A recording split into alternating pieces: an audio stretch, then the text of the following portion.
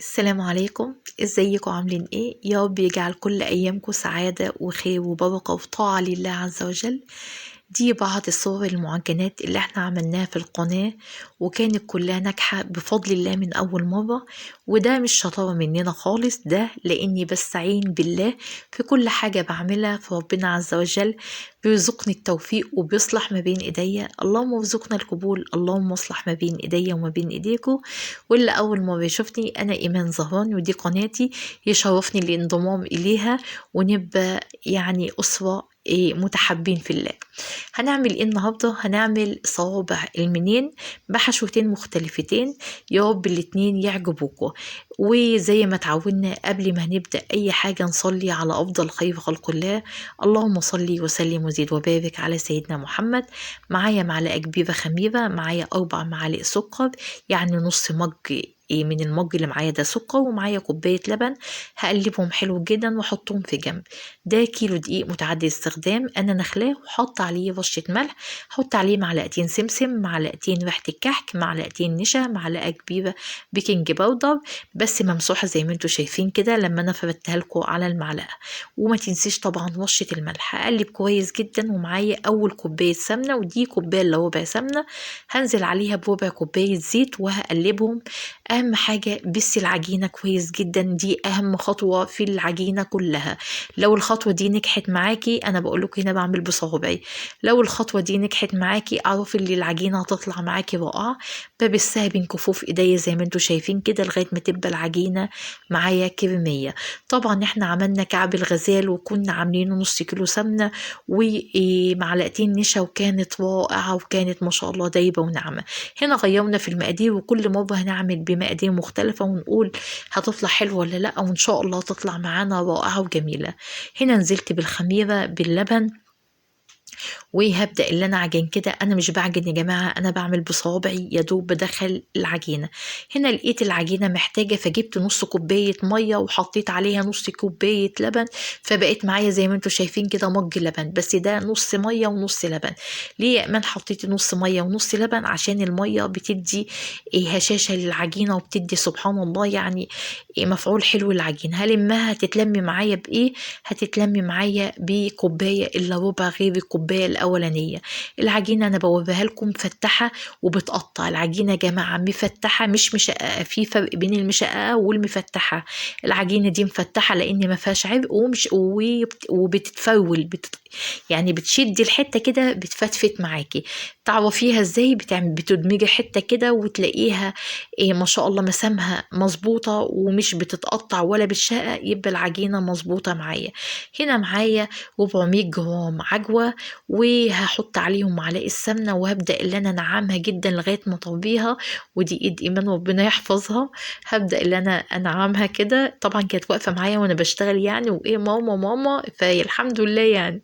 هبدأ اللي انا اعملها على شكل صوابع كده. وهنا قلت لكم غيرت الجوانتي لان كان بيزحلق العجوة تحت ايدي، مش عارفة اللي انا اعملها خالص.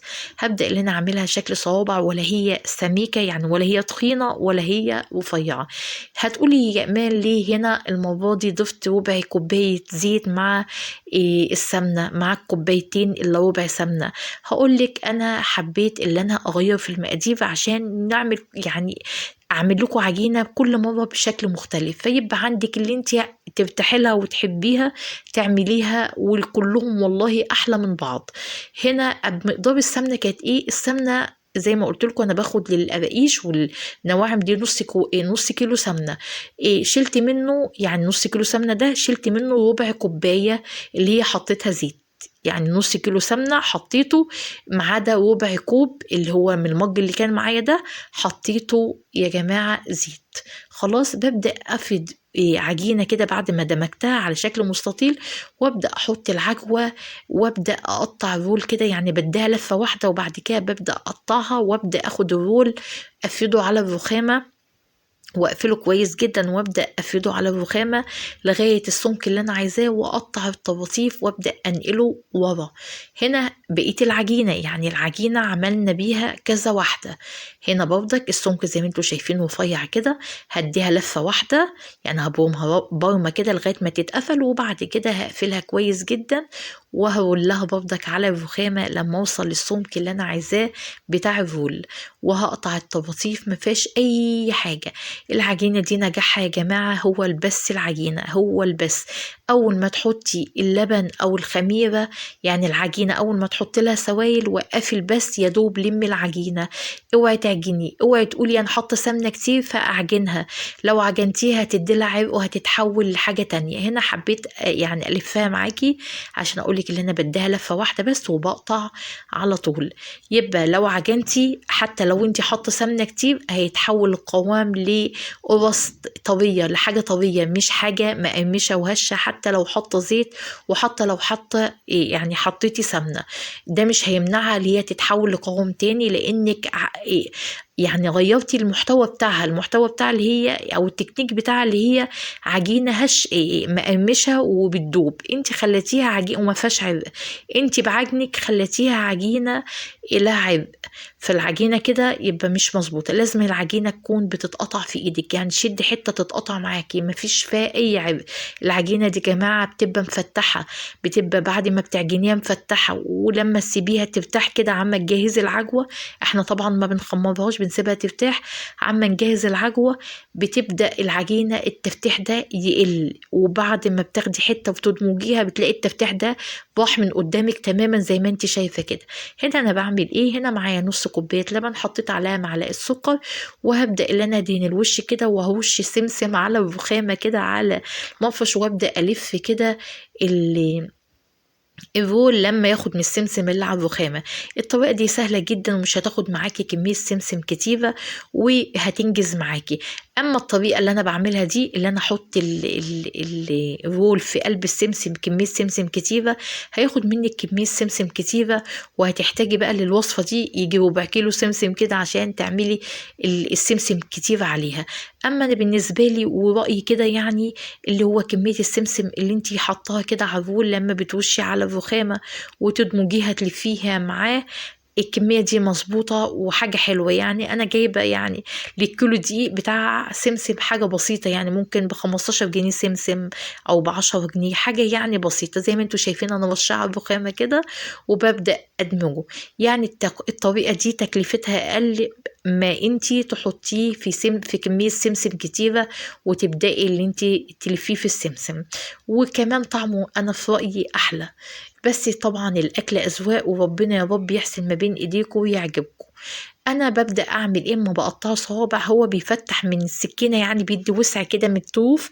أنا ببدأ ألم الطوف دي بإيديا زي ما انتوا شفتوا، بحطه في صينية مش مدهونة أي حاجة، وبسيبه يخمر لغاية ما أحس اللي هو علا معايا. بس مش بسيبه لما يعني الخميرة تضرب فيه، لأن ده ما بيخمرش، يعني هو بس بحس اللي هو علا سنة معايا. هنا معايا أكني بعمل سينابون. هنا رققت العجينة زي ما انتوا شايفين، ومعايا معلقة كاكاو، عليها معلقتين قرفة، عليها معلقتين سكر، وهبدأ أرش كده. وطبعا قبل ما هدهن كده أنا حطيت معلقة سمنة، نص معلقه سمنه بلدي كده، دهنتها في ايديا وحطيت ايديا على العجينه كده من وش مسحتها، وبعد كده ضفت الحشوه دي. يبقى معلقتين سكر، معلقتين قرفه، نص معلقه كاكاو خام اسباني او معلقه حسب ما انتي حابه وحسب الكميه اللي هتعمليها. بس الكاكاو الاسباني ما زودوش لان اقل نسبه بتدي اللون معاكي الغامق من غير اي حاجه. هنا بديها رول واحد بس، يعني بلفها لفه واحده، وببدأ اللي انا زي ما انتوا شايفين كده اقفل، وهبدأ برضك ادمجها على الرخامة. هبدأ ادمجها على الرخامة.